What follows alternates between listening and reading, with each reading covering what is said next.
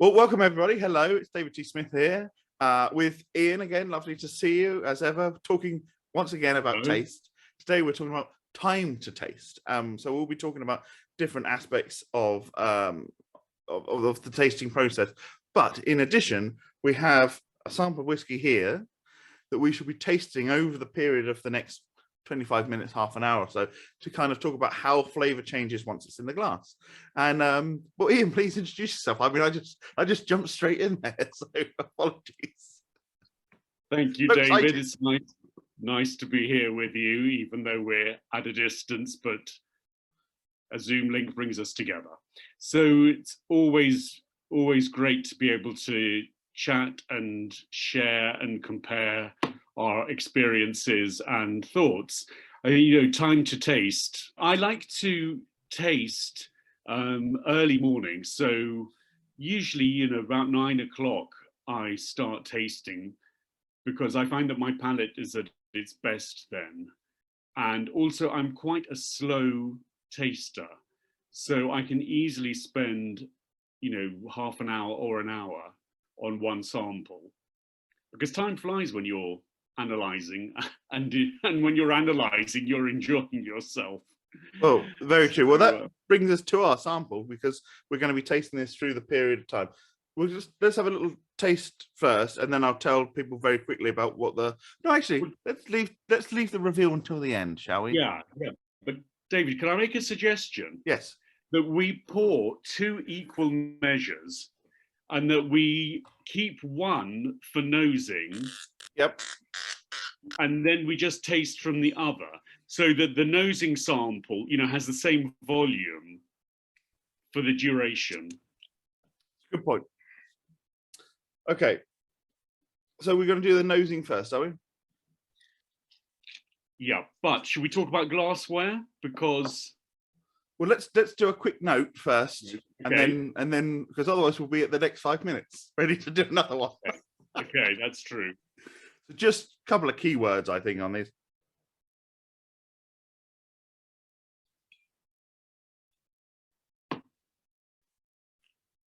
So it's a higher ABV. It's at 50%. What we're tasting. I mean, if I was using a couple of keywords, I got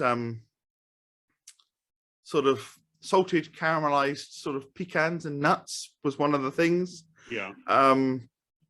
And a very sort of definite wood smoke, kind of like when you've been like hanging around a bonfire for a little while. It is in a very nice way, of course, but like that, like if you've been somewhere where there's been a bonfire and you almost feel like the smoke soaked into your skin, it's almost like that dryness of wood smoke that I'm getting. I agree. This is the sort of residue when you get home and you check your clothes.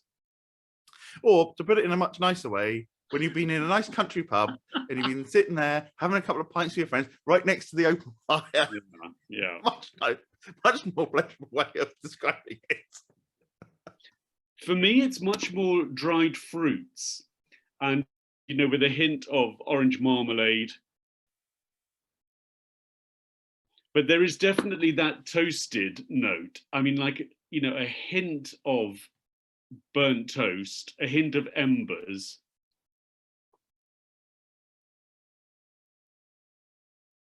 But I like the way it's just sort of suffused within the dried fruit notes. Yeah. So it's not very nice peaty balance. or anything like that. It's not down that road at all. That's what's so interesting in it. Yeah. Anyway, as you said, because we'll be coming back, we'll tasting it again in 5 minutes. So glassware, yes. Yeah.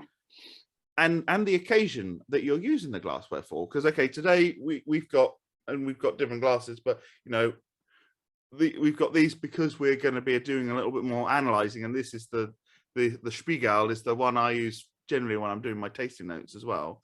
Yeah. I like it so much that when I broke the base off it, I put this jam jar lid on it. Well,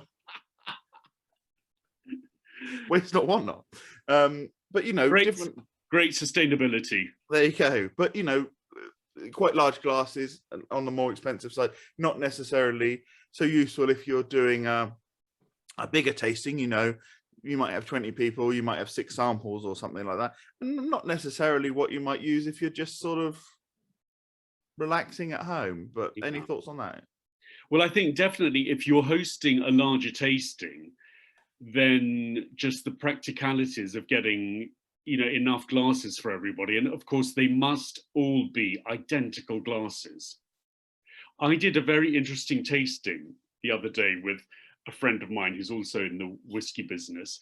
And I got my tulip glasses out.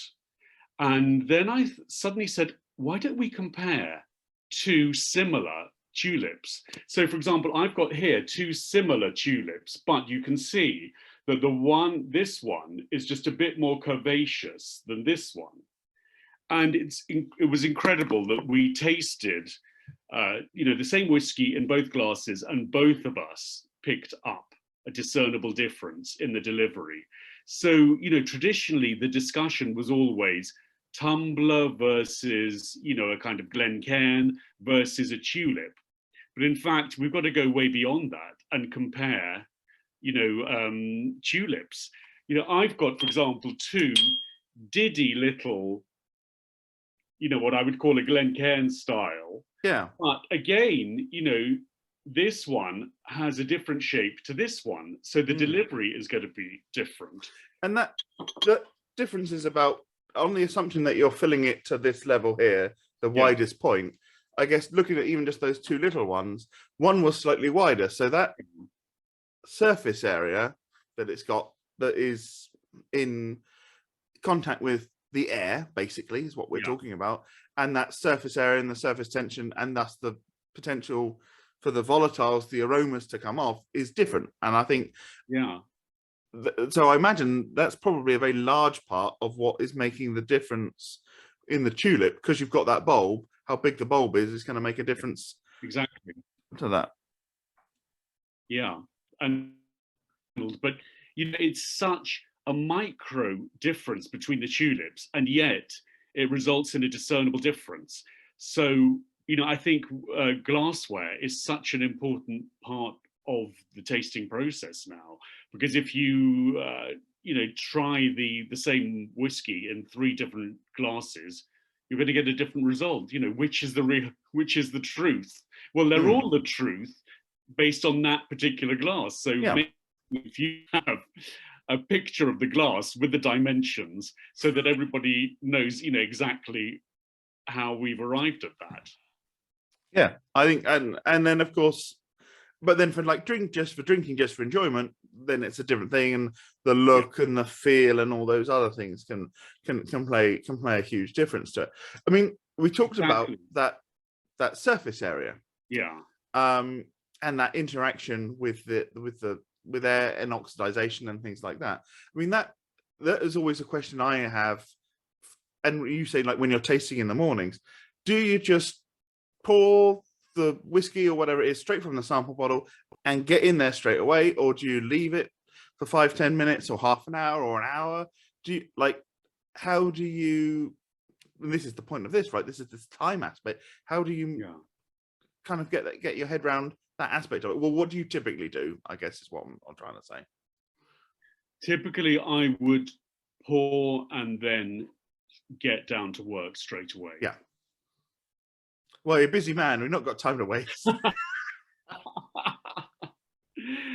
But also then, you know, it's a great experiment to, you know, pour yourself 3 glasses, try one straight away, try the second one in 10 minutes and the third one in half an hour, and just see what difference there is. And again, you know, going back to size and shape of glassware, that is also going to influence the amount of, you know, oxygenation or aeration. So again, it's going to be very sort of, you know, glass specific. And on that, we are at our 5-minute mark, so it's time to taste the whiskey again. Okay. We'll nose it first and then. Yeah. Yeah.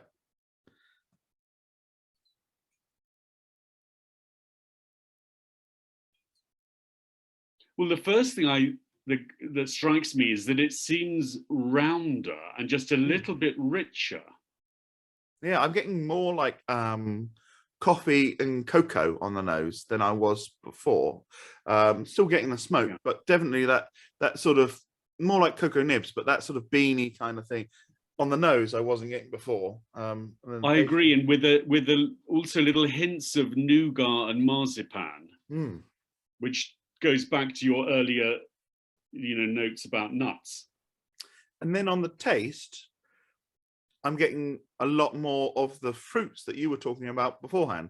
So this possibly even brings in the issue that you and I tasting separately, we might be getting slightly different things at different times. Yeah. Well, I think also now, for me, plums and prunes are coming through more distinctly on the nose. But let's see what happens on the palate. Now, the first thing that comes across is a lovely mouthfeel.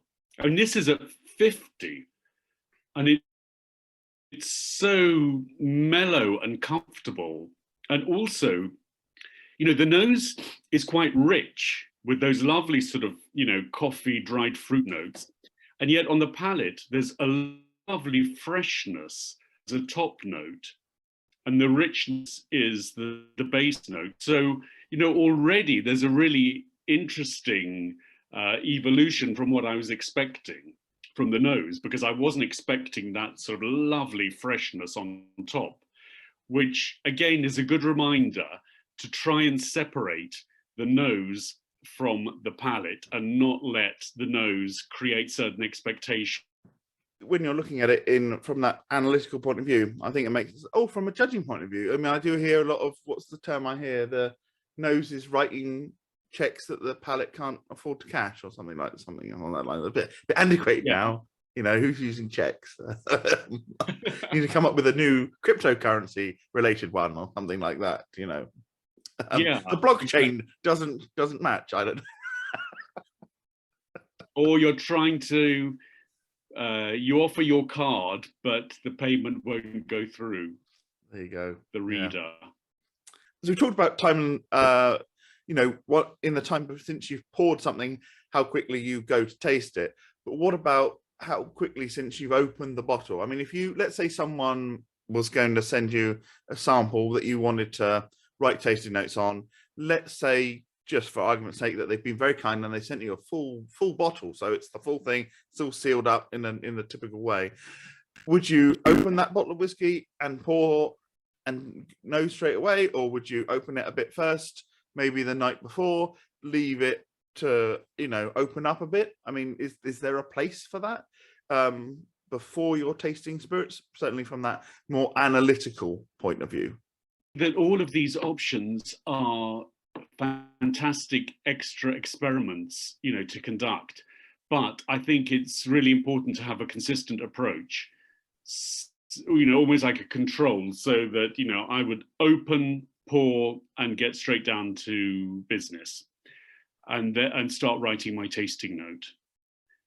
But one thing that really interests me is how you work, because I would, if I'm doing a professional tasting note, I would have a session one morning, I'd have another session morning to, compare and contrast my previous thoughts, and then I'd have sometimes, a final third day session. So the other hand, it also raises other questions, because you only get a certain amount of notes in one tasting. Oh dear, sorry, I keep getting messages saying that my connection is unstable. As long as you can hear me. No, I can hear you. Yeah, if there's any issues, I'll edit it out. It's fine. Okay, that's great. So, sometimes I wonder whether if I'm combining tasting notes from 3 sessions, I'm not getting all of those notes in one tasting. No. And that begs that, and there's also that question of what's the point of a tasting note? Is the point of a tasting note to give a blueprint of what you can expect when you taste something, or is it to give someone a bit of an idea of the character of a product, and also to an extent tickle their fancy a little bit and make them want to try it? Because that's a big part of tasting notes, I think, and I think that's why they can sometimes be a little bit more hyperbolic, a bit more fanciful. But that's because you want to entice people to want to try the product. It's not necessarily strictly analytical. Yeah, exactly. And also just to give a suggestion of what they might find, with the proviso that this is what I found. Yeah. Because I think the risk is that somebody might, look back at a professional tasting note and say, oh dear, I haven't found those flavors, therefore, I need more experience or something like that. Yeah. Well, and with that, it's time to taste again. Comes round quick. This is our 15-minute mark.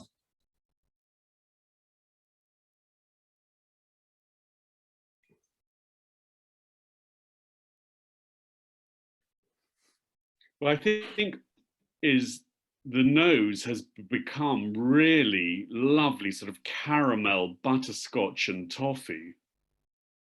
But then the prunes, for me, are still there. Prunes in syrup on the nose. Let's see the palate. I'm getting more of those savoury notes that I was talking about initially. They're coming back a bit more. Those sort of salted, roasted peanuts kind of thing, which is quite interesting. Almost like very slight bit of sort of bacon salt, that kind of thing as well.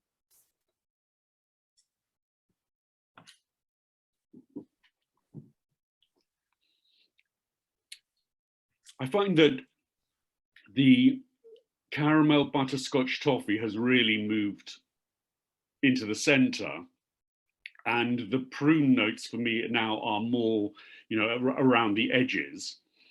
But the biggest difference that I find is that now the sweetness and dryness are much more prominent. And sweetness and dryness together also create richness.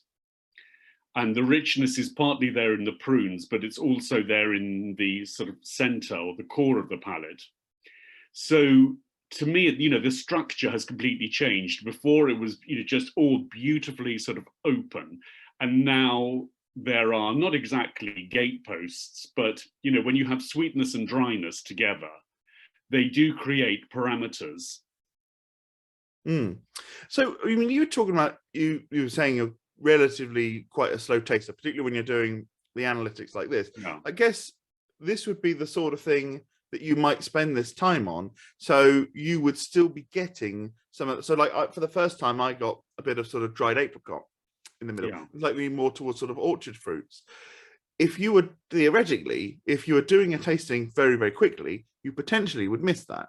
But if you're spending a bit of time over it, I mean, sometimes I might do some notes and then I think I need to come back to that. And I might leave the glass there for a little bit of time, come back to it 10 minutes later and pick something else up. Might be doing other things and coming back to it. And I mean, different people work in different ways, but sometimes I find that can be quite useful actually, to pick up enough to write something that's of interest, that reflects the spirit, but also makes it sound like something that someone might actually want to taste.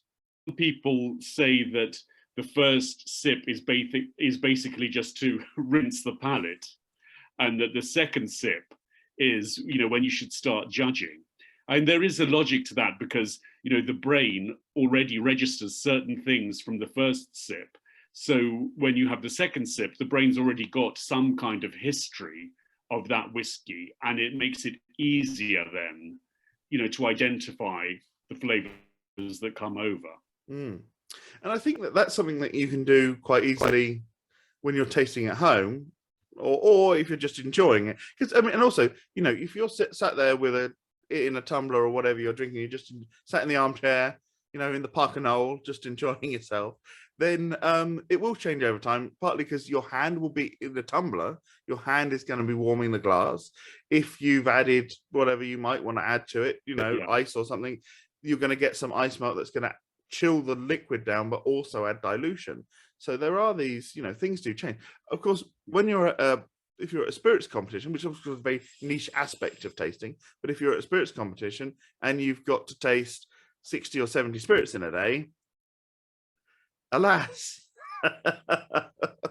not necessarily the luxury, you know, to necessarily, you know, you get a lot more on your first sip in those situations, and then hopefully just when you're kind of summarizing it through, you might just go back and have a retaste of everything just to check that you were where you were right the first time.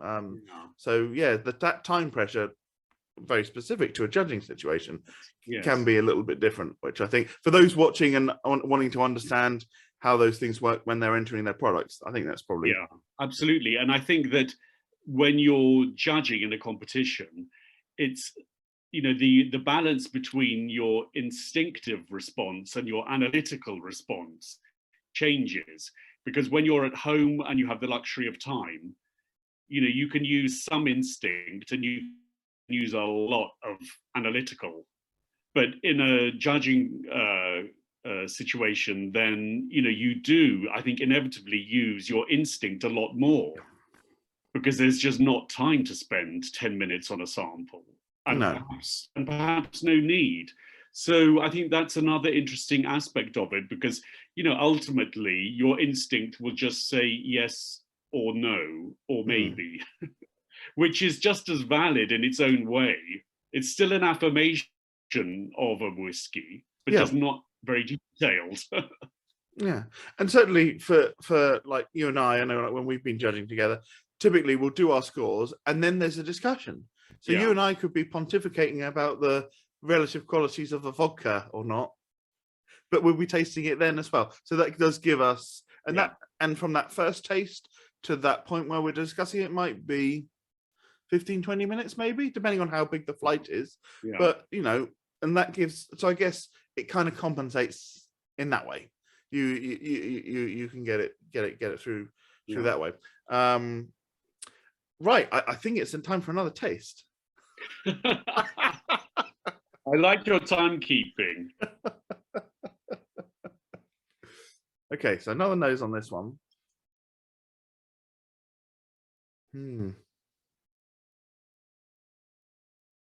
I think the toffee and butterscotch is more pronounced now than in the previous. Yeah, I'm getting it more as like a vanilla mixed with that sort of mocha, you know, coffee chocolate kind of thing. But that's kind of what I'm getting. But dessert like, but not in a very sweet way, you know. It's those flavors, but it's not necessarily sweet. It's dry, and there's still just that lingering touch of smoke in the nose there as well.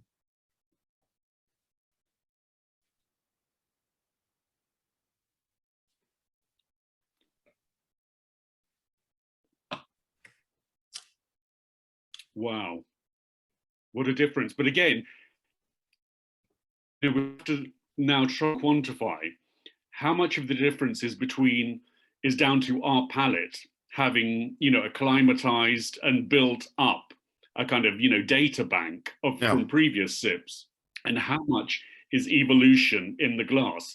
Because to me, this was just beautifully rounded and really nicely integrated.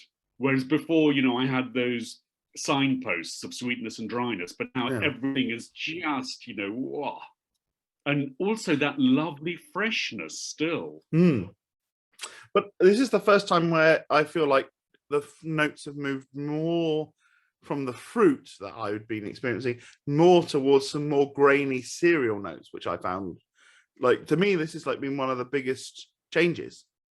In that I was thinking more about the fruit in that before, and now I'm thinking about this. But you're right. Is it because I'm used to the fruit taste now, and I'm constantly looking for what's the next thing? I mean, any experiment like this, you know, we know that this is not a scientific experiment. First off, we're not wearing lab coats, but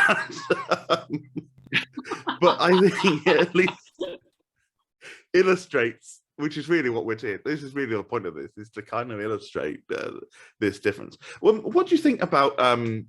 Because I know often when David, I was just going to say, aspect of we can't wipe our memories. You know, that would be the ideal thing, because then we're not always zero. Yeah, and we know like what the purpose of the experiment is as well. So by that, there's that bias in that we know that we're looking deliberately to see how the thing changes. So we're looking for it anyway. So you could argue, that we've got that bias there anyway. What do you think about how whiskey changes in the bottle? Because I remember one of the very first whiskey tastings I ever went to, just as a punter, and they were like, "Well, whiskey doesn't change in the bottle," and you think, well, I understand where you're coming from. I understand what that point is, that whiskey doesn't change in the bottle, but once a bottle of whiskey is open, I think that there is a change there, and I think there is also a change, probably from the date that it was bottled. If you then tasted it 20 or 30 years later, I don't think it's going to taste the same as it did on the time that it was bottled. But that's not about like a maturation thing; it's about oxidization. But I wondered what your thoughts were about that. Is there a time when that level gets too low and you need to finish it up? Well, let's start off first of all with the sealed bottle. What changes within a sealed bottle? But the difficulty is running the experiments that can prove or disprove that, because even if you have 3 bottles of the same batch, and then you open one, do a tasting note with as many judges as possible, and then a year later reconvene and open the second bottle, how can you can't guarantee that everyone's palate is going to be the same, their experience will have changed, etc. So that is really hard. I mean, logically speaking, there is a certain headspace with some air in a sealed bottle. So, it's possible that is having some effect.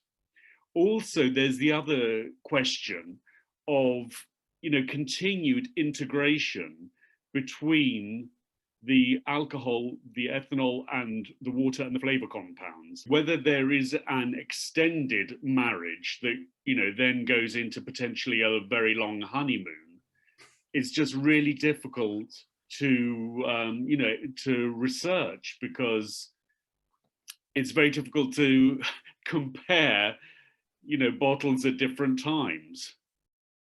Yeah, I guess it's only if there's an absolutely huge difference that you can probably say, or the difference is so big, or at least the perception is that probably there is a difference. But even that is not like you can be like confident enough in your head, but it's not evidence as such. It's kind of an inkling more than anything else.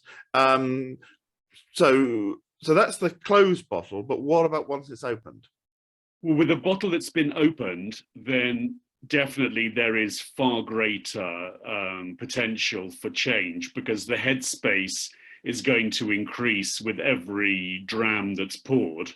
And then, are you going to then have a quarter of the bottle and then it goes into a cupboard where it might be warm, it might be cold, will it have been sealed properly? But anyway, every time you pour, there'll be some air as well as whiskey coming out. And then when you stand it up, as it were, fresh air will be coming in. So every time you pour, there's the potential, to kind of refresh and change the air within the headspace of the bottle. And so, if I've got my bottle here, so I've got that much left in it now. I mean, this is always the question I wonder. It's like, for how long is it still going to be true to what the whiskey kind of is meant to taste like when I've drunk half of it? And then when I get down to here, because I mean, you could have a very nice whiskey, which this is, that you might want to save, but is there almost a false economy at some point of when it's just down to here, you think you might as well drink it up, because actually, and we've all had this, we come back to a favorite spirit. It happens a lot with gin, actually. You come back to it and you go, right, I'm going to enjoy this, and you go back and you go, oh, I have missed the peak. It's like you were saving those chocolates, and then you went to find and finish them off, and they'd gone out of date, and they got a bit gritty. There is that point. I mean, from a whiskey spirits point of view, Am I just talking nonsense, or is that actually a problem? No, I agree. I agree, definitely, because the bigger the headspace, then the more potential there is for evaporation and volatiles to come off, and for change to take place in the bottle. So hopefully it's that even if the flavor isn't at its for your particular preferences, then it's still a very interesting experiment to see what direction it's gone in and how long it's taken to get there. Yeah, exactly. Well, by the look of my clock, it's time for another taste. So here we go. Well, a nose and taste, of course. Here we go. So certainly for me, the nose now again has more of these cereal notes coming through. So it's almost like, in this case, the taste is a little bit behind where the nose is in this particular case.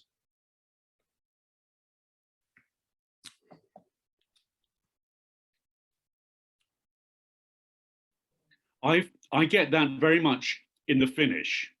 The maltiness and the digestive biscuits come through for me more in the finish. On the palate, again, I'm really amazed by that lovely sort of apricot jam freshness, which is the top notes. Really adds range. I have the base notes, which generally are the oak and the dryness. Yeah. Oh, I think so. I think just from an experimental point of view, it's quite incredible, really. I mean, theoretically, you could do this with every whiskey and then be like, right now, this is the time when it's at my favorite point. But I think it would be fair to say that it wasn't that one point was better than any other one with this. It was just that it shows you the complexity of the whiskey, and actually the journey's kind of the fun thing as well. Yeah. Don't quaff your whiskey, savor it. Also in a lot of the time, it's really nice just to be with somebody, sharing a dram, talking. You chat, how are you? You have a sip, how's this, how's that? You have another sip. And it's just part of that, connection that you have with a friend.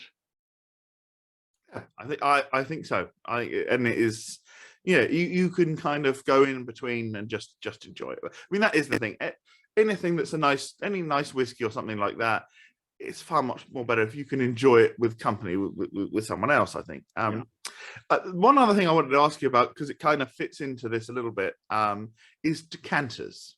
Yeah. And where do you stand on decanters for your whiskey? Because I know some people like them and some people are not a fan at all. And I mean, of course, for a lot of decanters, the seal is not great. It's glass on glass. So the chances of like different air and things like that getting into it is quite a lot. Yeah. But is that a good thing? Is that a bad thing? Well, I suppose the first thing I would say is the visual element. Decanters can be very beautiful, but so can the bottles. So I think that if I was to serve a whiskey from a decanter, I would also want to put the bottle next to it to keep that connection with the bottle, and to have the decanter really just, for the sense of occasion and for the visuals, rather than any kind of perceived flavor benefits. But, again, this is another great experiment. Let's pour a dram from a full bottle and pour a dram from a decanter and compare and contrast and see. And then just because even pouring in the whiskey into a decanter will give you some aeration. Yeah. Yes. Oh, yeah, certainly. Has any influence. But, the visuals sound as though I'm very superficial. But A, I'm not. And B, the visuals are an important part of the process. So I think it's all part of the experience. You want to heighten the experience. And I think, like, also, you know, depending on the size of the decanter. I mean, I'm quite a fan of smaller decanters. Actually, I mean, this is one that I have, which was a gift, very heavy.